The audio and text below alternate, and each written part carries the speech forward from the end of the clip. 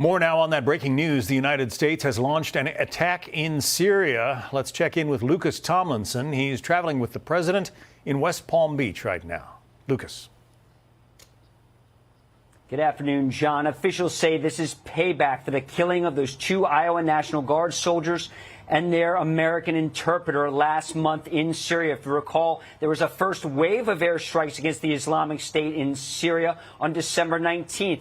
That night, F-15E Strike Eagles were used, A-10 Warthogs, as well as Army Apache helicopter gunships. We await confirmation on what was used this time, but it's safe to say, John, those assets remain in the region. There's always a squadron of F-15 Strike Eagles. The last time the strikes were launched from Jordan remains to be seen if the Jordanians assisted this time. But it all comes as the United States is working closer with Syria's government to root out and destroy the remnants of ISIS. And that December 19th strike, there were 70 targets. We'll have to see the readout of the strikes that are taking place right now, we're told.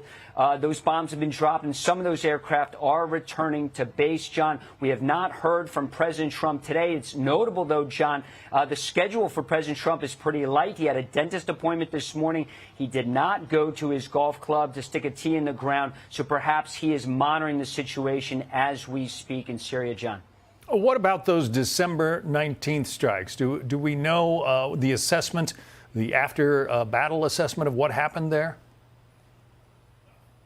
Nothing was published, John, but the U.S. Central Command responsible for all American forces in the Middle East said 70 targets were struck throughout central Syria. If you recall, after the killing of the 2 Iowa National Guard soldiers, that was during a key leader engagement in Palmyra in central Syria by what CENTCOM called a lone ISIS gunman was responsible. He had been serving in the Syrian security forces.